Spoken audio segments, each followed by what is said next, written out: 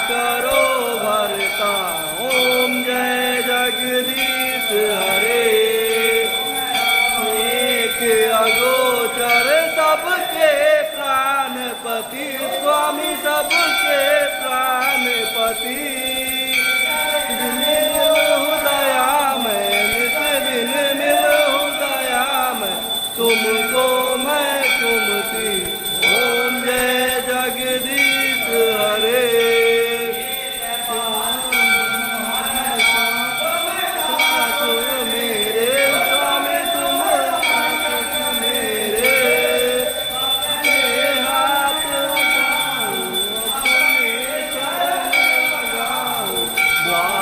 करा तेरे। ओम जय जगदीश हरे।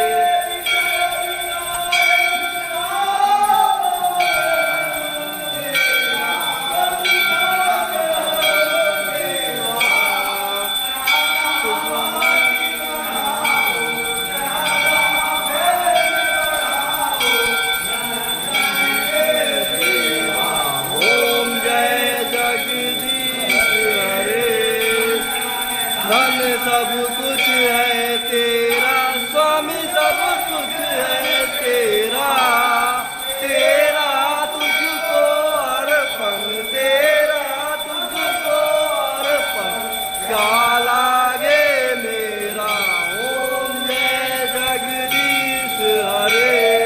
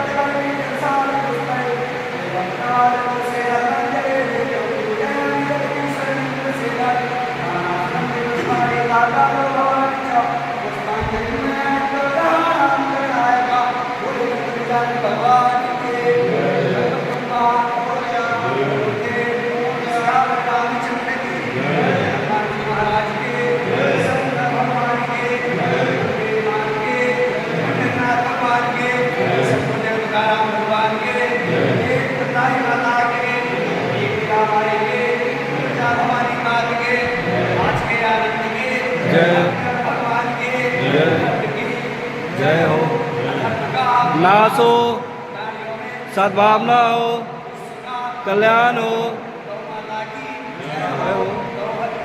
बंद हो, जय हो।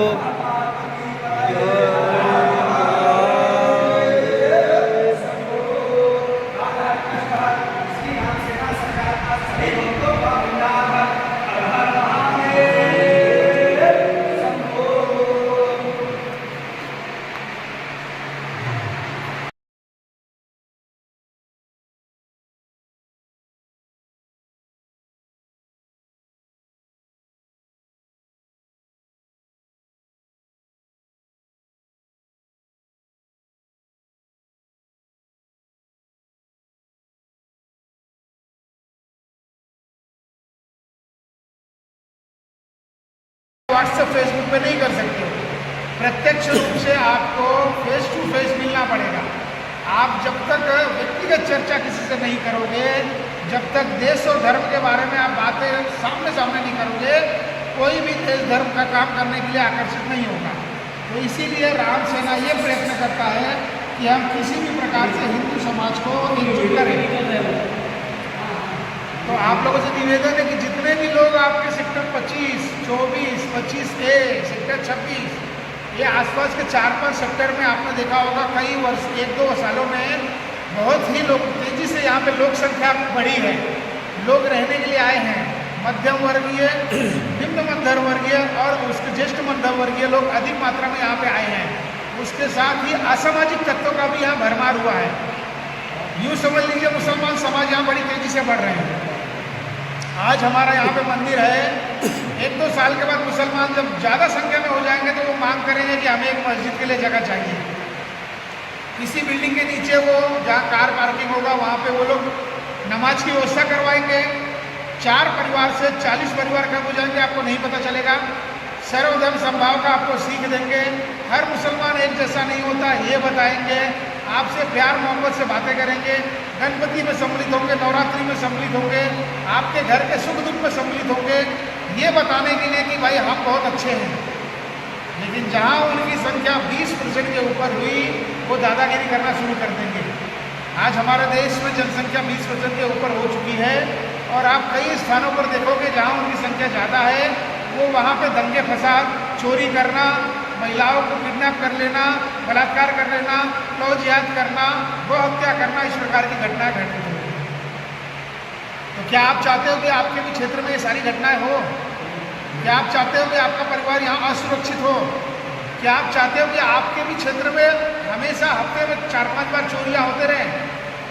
तो जो समाज चोरी को सपोर्ट करता है, जो समाज में इस प्रकार की क्रियाएं अच्छी मानी जाती हैं, हमें उनसे दूरी बनानी है।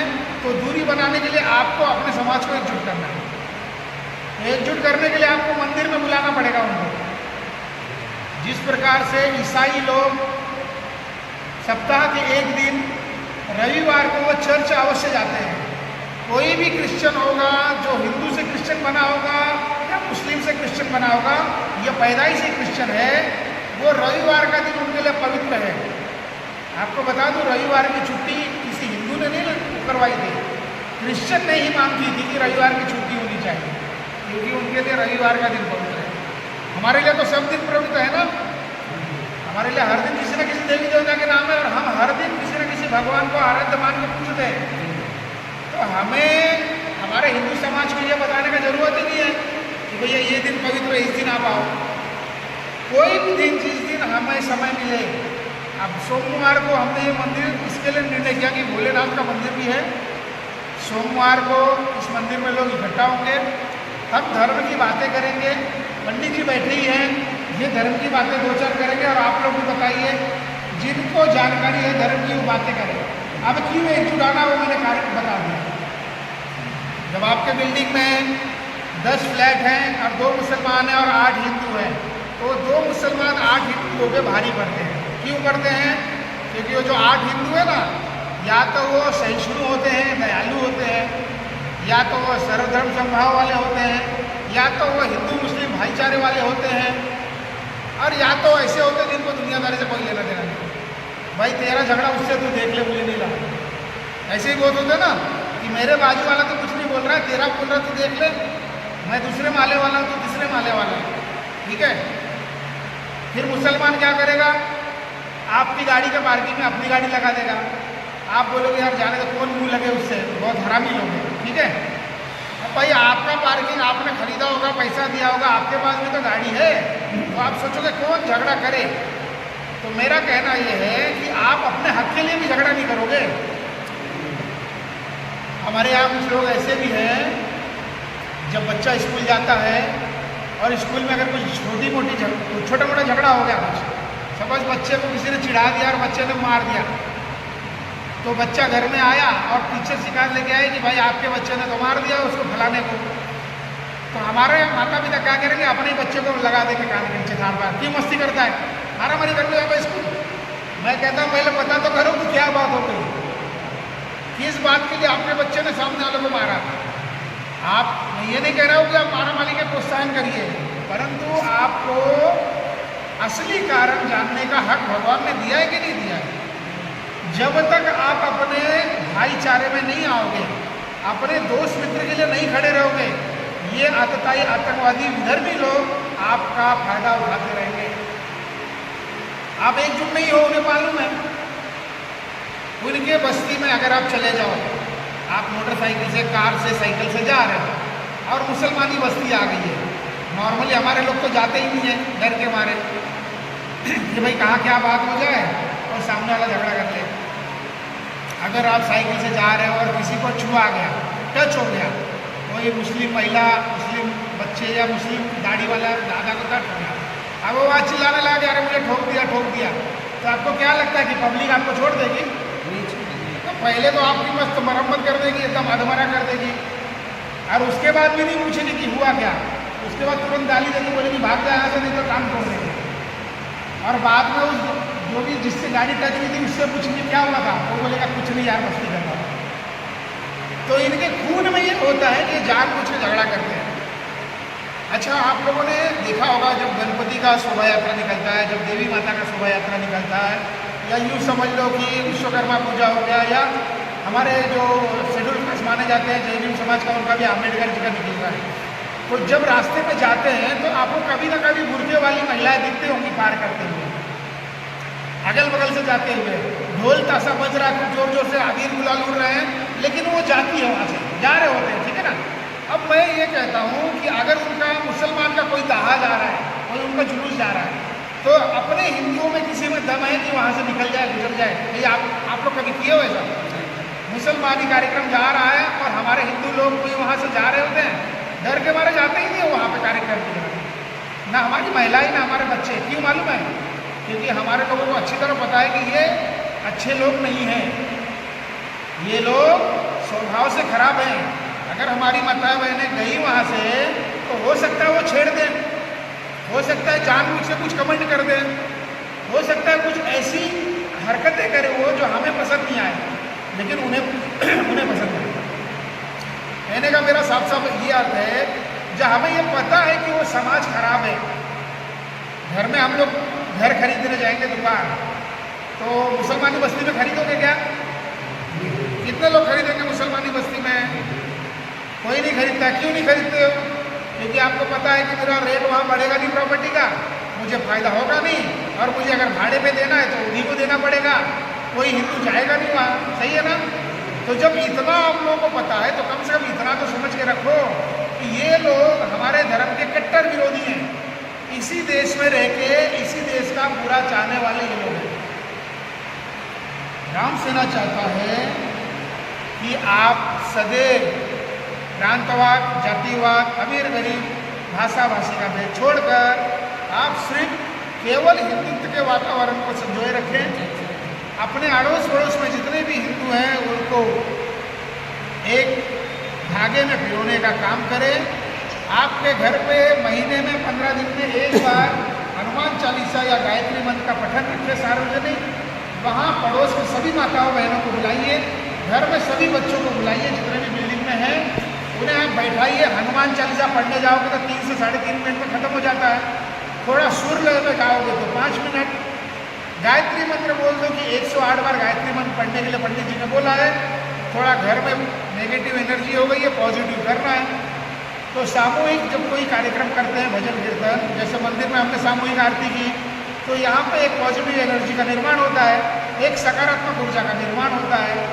आप ऐसे अपने अड़ोस पड़ोस वालों को बुलाइए, घर में कार्यक्रम रखिए, हम में से किसी को बुलाइए, हमारे नवनीत जी हैं, पंडित जी हैं, या आप मुझे भी संपर्क कर सकते हैं, या किसी को भी, जो वहाँ पे लोग आएंगे उन्हें उस एकत्रीकरण का महत्व समझाए।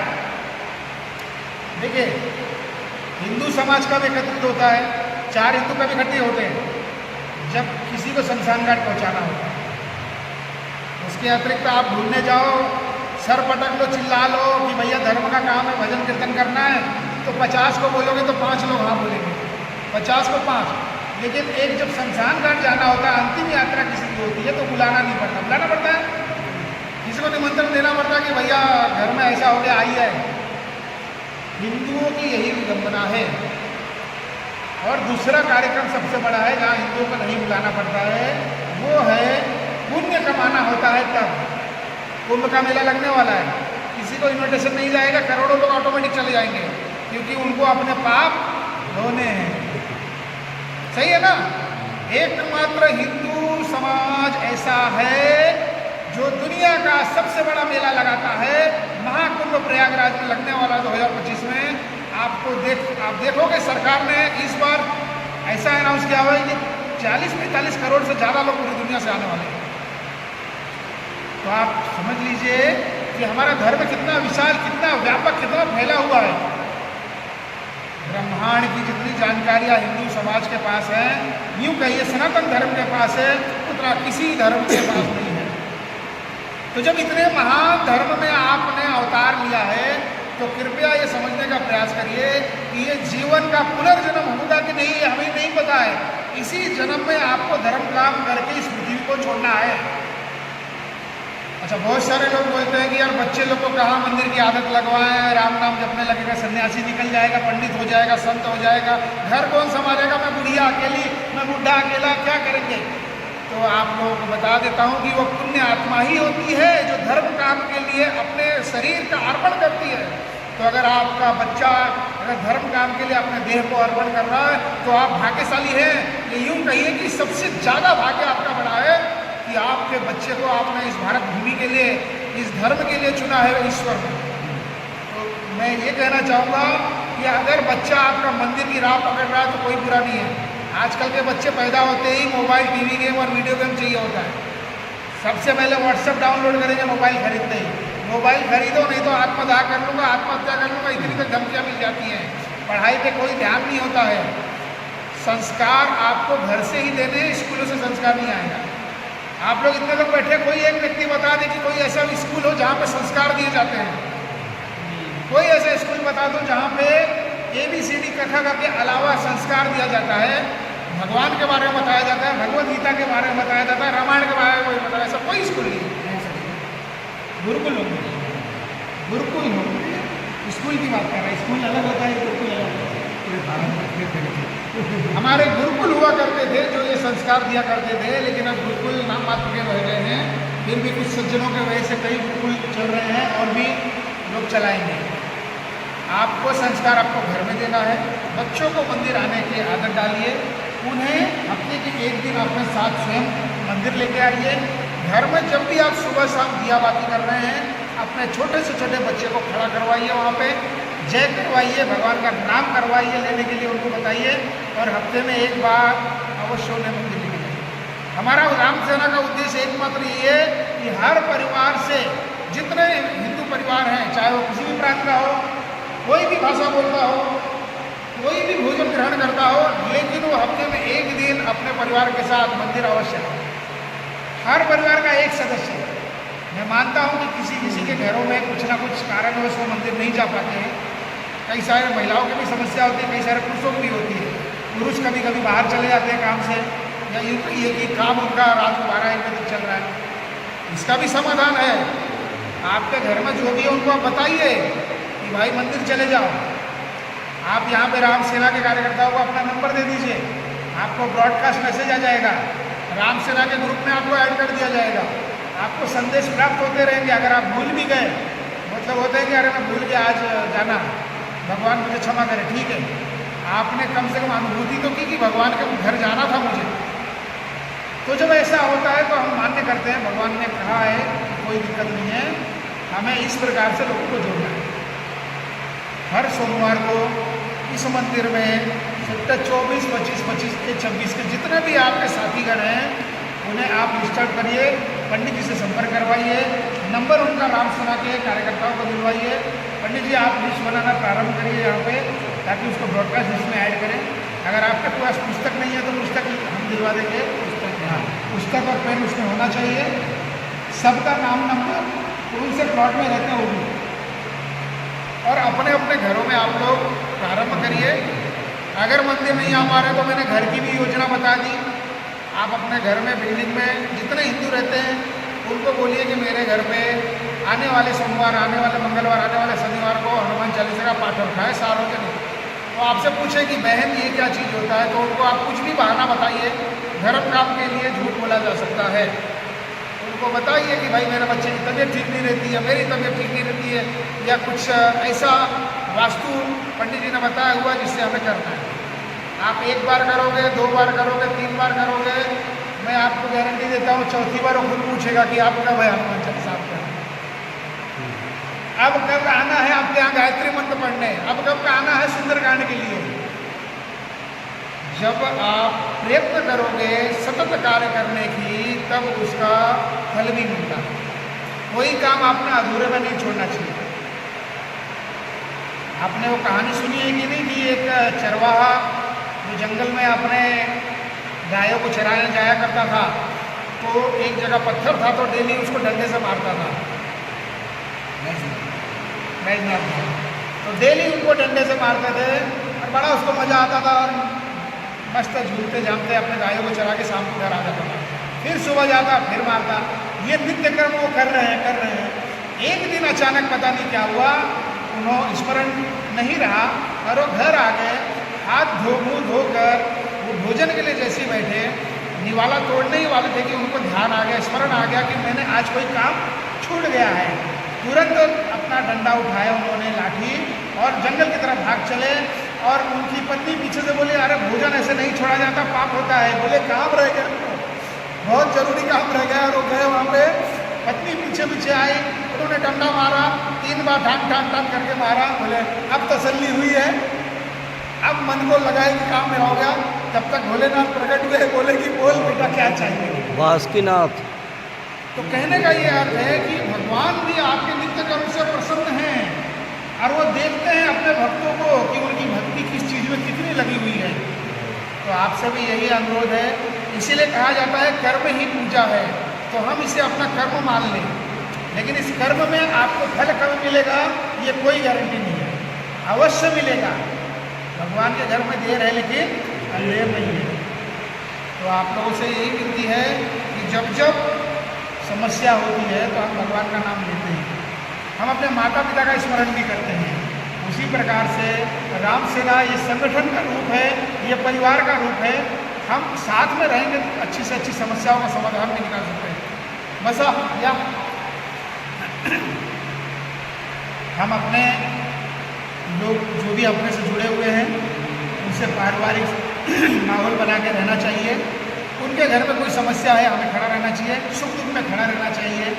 अगर सुख में कोई नहीं याद कर रहा है लेकिन दुख में आपको पता चला है तो अवश्य खड़े होइए, ये हमारा उद्देश्य है।